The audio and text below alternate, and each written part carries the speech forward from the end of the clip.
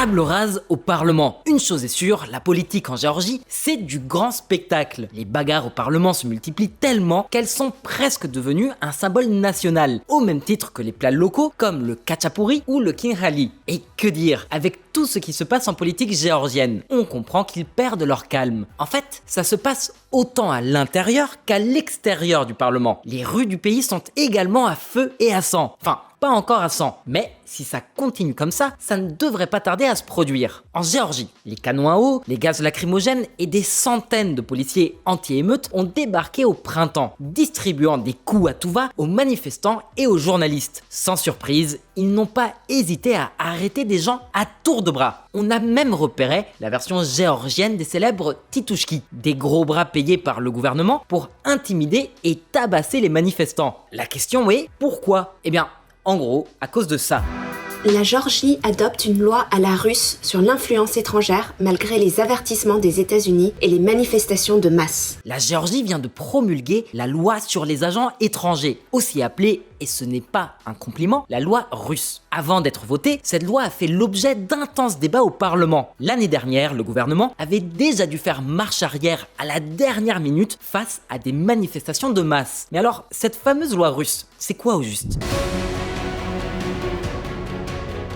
En gros, le gouvernement veut contrôler qui dit quoi et comment c'est dit, et ce, en fonction des financements. Pour beaucoup, c'est un virage clair vers l'autoritarisme. Et là, tu te demandes peut-être pourquoi est-ce qu'on devrait se préoccuper de ce qui se passe en Géorgie. Je vais t'expliquer. En gros, on parle d'un pays qui joue constamment son destin à la roulette entre l'Occident et la Russie. Surtout qu'en 2008, la Russie a envahi la Géorgie et occupe depuis 2 territoires, l'Ossétie du Sud et l'Abkhazie. On t'en parlait dans l'épisode dernier. N'empêche qu'avec ce passif, on pourrait s'attendre à ce qu'ils détestent leurs voisins du Nord. Et tu sais quoi ? D'une certaine manière, c'est le cas. Mais évidemment, l'opinion publique c'est une chose et le gouvernement c'en est une autre. D'après les derniers sondages, environ 80% des Géorgiens veulent rejoindre l'Union européenne. Et en fait, depuis décembre 2023, le pays a officiellement le statut de candidat sur liste d'attente. D'un autre côté, c'est nul autre que le parti pro-russe Rêve géorgien qui contrôle la moitié des sièges au Parlement. Surtout qu'en plus, le gouvernement actuel est aussi soutenu par un parti ultranationaliste anti-occidental qui compte 9 députés de plus. En clair, le fossé entre les promesses du Parlement et les désirs du peuple est abyssal. En fait, le parti Rêve géorgien promet les avantages de l'Europe pour finalement se tourner vers Moscou. À présent, même si la Géorgie est candidate à l'Union européenne, avec tout le tumulte de ces dernières semaines, ses chances de rejoindre l'UE sont plutôt minces, voire carrément nulles. Surtout maintenant que son gouvernement adopte des lois qui cherchent à museler la société civile pour qu'elle ne puisse pas critiquer le gouvernement. On parle des médias, des ONG et des associations civiles. Tout le monde doit se taire, sinon il risque de subir les foudres de la loi, tout comme le Kremlin. Le Rêve géorgien met en œuvre certaines des politiques les plus liberticides à Tbilissi. Maintenant, en quoi consiste exactement cette loi et pourquoi a-t-elle une fois de plus déclenché la colère du peuple ? La Géorgie va-t-elle devenir une sorte de mini-Russie ? Moscou a-t-il réussi à faire passer ce pays du côté obscur ? Eh bah, on va regarder ça de plus près. Mais d'abord, je t'invite à t'abonner, à liker et à partager. Et si tu veux taper la discute, tu peux écrire un commentaire ou nous envoyer un DM sur Insta. Je précise que cette vidéo est divisée en 2 épisodes. Celui-ci est le second. Le premier, il est sorti il y a 2-3 jours. Donc, allez le regarder si c'est pas déjà fait. Ça vous donnera un peu de contexte sur la situation géopolitique que traverse aujourd'hui la Géorgie. Allez, c'est parti. En route vers l'autoritarisme. Depuis plus d'1 an, le gouvernement du Rêve géorgien est obnubilé par un objectif, l'adoption de la loi sur les agents étrangers. Cependant, cette tentative n'a pas abouti en raison de manifestations massives qui ont éclaté tant à l'intérieur qu'à l'extérieur du Parlement. Et bien sûr, tu te demanderas peut-être pourquoi cette loi fait autant grincer des dents. Et bah, tu vois, le truc, c'est que cette loi n'est pas exactement nouvelle. Et elle n'est pas non plus une idée originale d'un gouvernement très créatif. Non, pas du tout. Cette législation nous vient non pas de la Géorgie, mais de la Russie. Une loi sur les agents étrangers y a été adoptée en 2012 et le problème, c'est que celle de la Géorgie est pratiquement une copie conforme. Et sans surprise, une loi de contrôle des médias conçue par le Kremlin et donc par Poutine n'est généralement pas un bon signe. Mais a-t-elle eu un effet quelconque en Russie? Eh bah ouais. Cette loi a permis au Kremlin d'éliminer beaucoup plus efficacement les organisations qui gênent le pouvoir. Et bien sûr, elle a également facilité des poursuites judiciaires des membres de ces organisations. Il ne s'agit pas d'une affaire banale, mais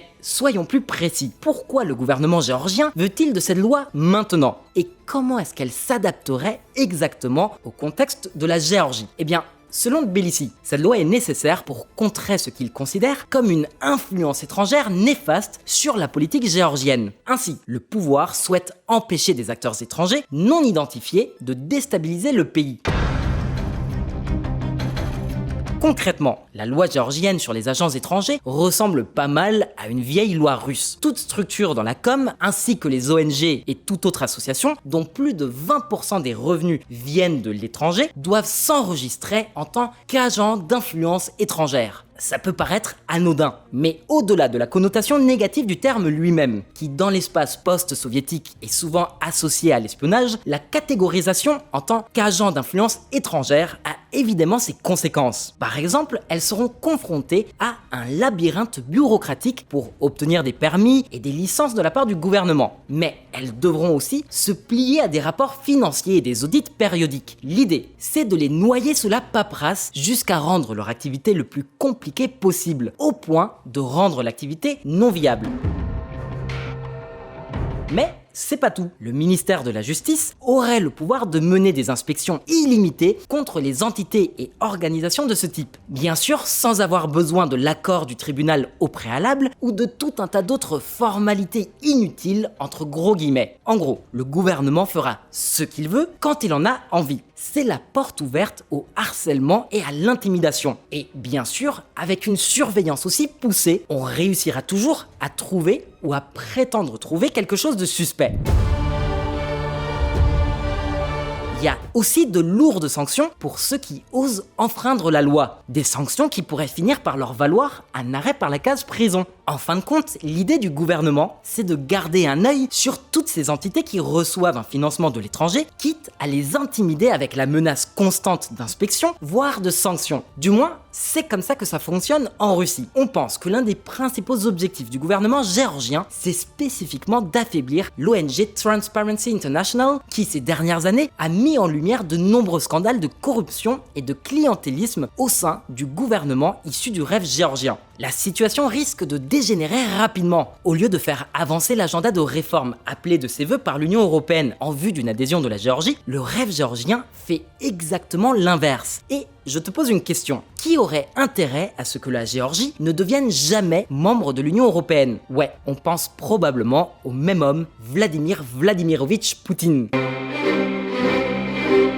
Quand on mélange tous ces ingrédients, on voit clairement la feuille de route. Le rêve géorgien cherche à éloigner le pays de l'Europe pour le rapprocher de la Russie. Et le pire, c'est que cela ne semble pas être par conviction idéologique, mais simplement par soif de pouvoir. Alors, étant donné qu'il y a des élections cette année et qu'elles ne semblent pas du tout bien se passer pour le rêve géorgien, qui sait, peut-être que Moscou viendra à la rescousse. Après tout, la Russie a une longue histoire d'ingérence dans les processus électoraux. Peut-être qu'en octobre 2024, les Russes aideront le gouvernement géorgien actuel à mater toute forme d'opposition et à pérenniser son mandat. Surtout si Tbilissi prouve sa loyauté à la Russie et tourne le dos à l'Occident. Un peu comme ça s'est passé en Biélorussie avec Loukachenko. En tout cas, c'est la crainte de nombreux opposants géorgiens à ce gouvernement. Quoi qu'il en soit, une chose est sûre, le gouvernement géorgien actuel est prêt à tout pour faire taire les critiques. Et comment est-ce qu'il s'y prend? Chapitre suivant.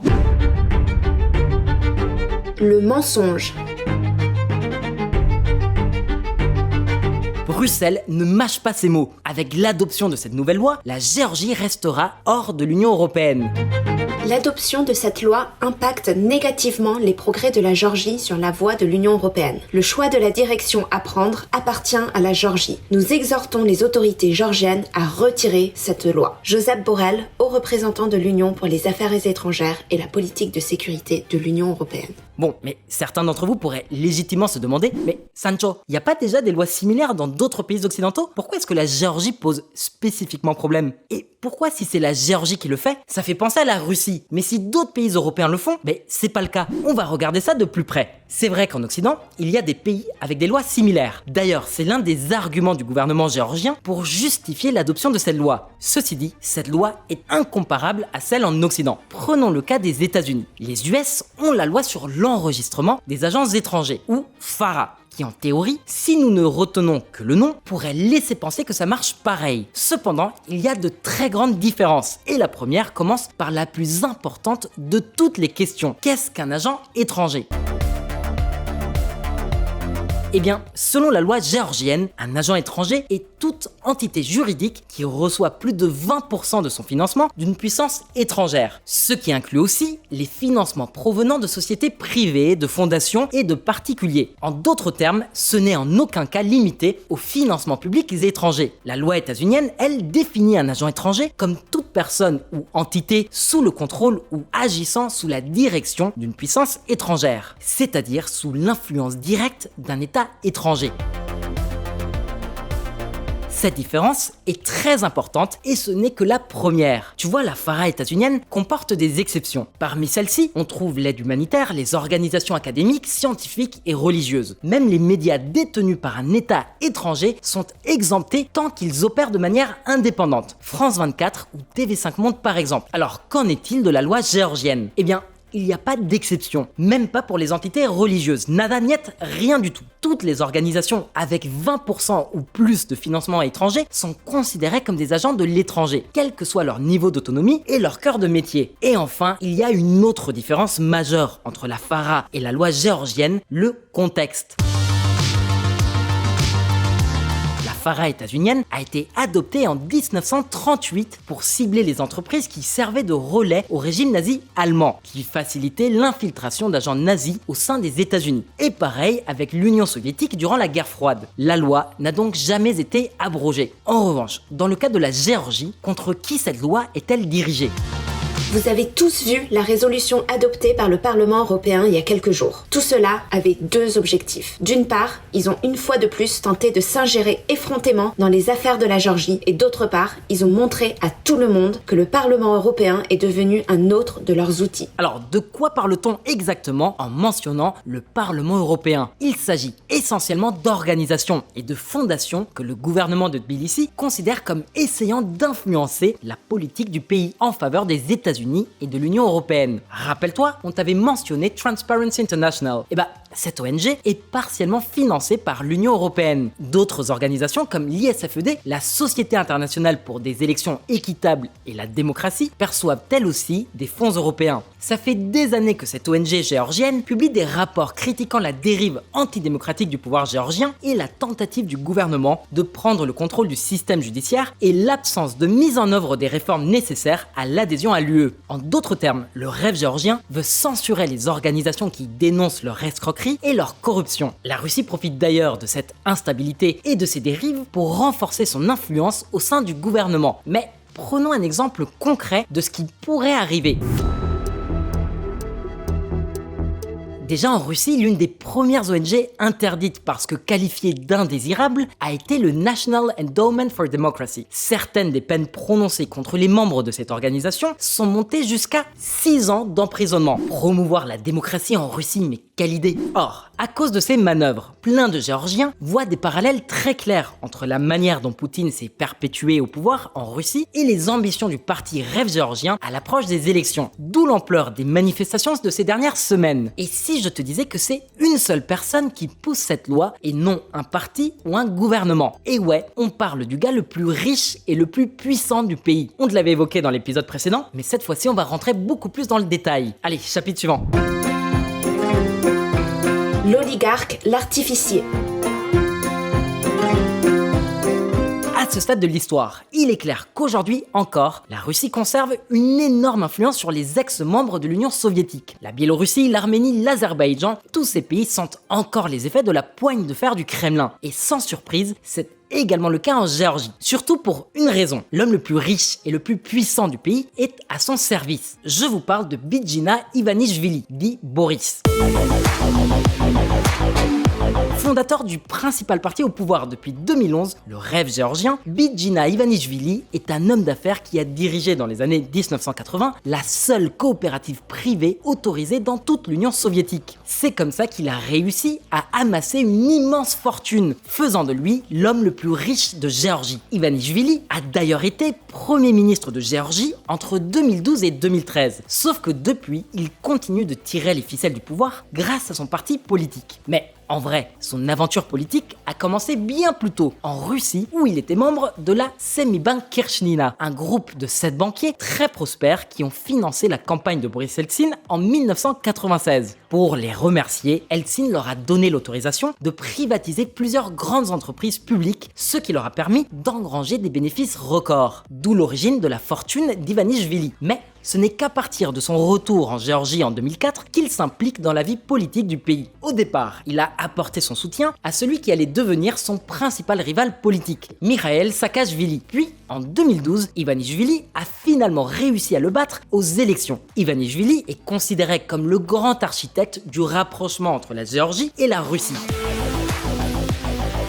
On dit de lui qu'il est le marionnettiste de la nouvelle Géorgie dirigée par le Rêve géorgien. C'est son clientélisme ainsi que ses connexions puissantes qui lui ont permis de recueillir le nombre de voix nécessaires pour faire adopter la loi sur les agents étrangers au Parlement.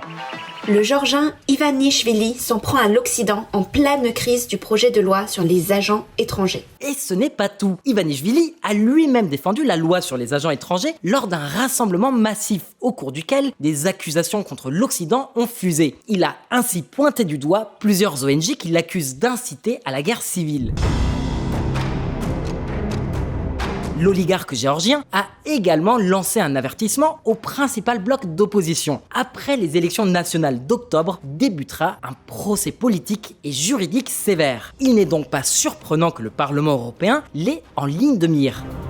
Le Parlement européen déplore le rôle joué par l'unique oligarque de Géorgie dans la crise politique actuelle et dans une nouvelle tentative de saper l'orientation occidentale du pays en faveur d'un tournant vers la Russie. Résolution du Parlement européen 2024-2703 RSP. Les États-Unis et l'Union européenne ont exprimé leur inquiétude non seulement face à l'influence d'Ivanishvili, mais aussi face à la dérive autoritaire de la Géorgie. De surcroît, l'Union européenne a déjà averti que si la loi était approuvée, sachant qu'elle a été le 28 mai, alors les négociations pour l'adhésion de la Géorgie à l'Union seraient suspendues. Maintenant que la loi a été adoptée, faut voir ce que Bruxelles va faire. Le problème, c'est que comme on l'a déjà mentionné, 80% des Géorgiens sont pro-européens. Naturellement, ça interroge. Le Rêve géorgien fait pression pour l'adoption d'une loi qui suspendrait de facto le rapprochement de la Géorgie avec l'Union européenne. Pourtant, il y a des élections à la fin de l'année. Quel est le projet du Rêve géorgien alors que 80% des électeurs souhaitent un rapprochement avec Bruxelles? Pourquoi n'ont-ils pas attendu que les élections passent plutôt que de faire adopter une loi très impopulaire? C'est bizarre, non?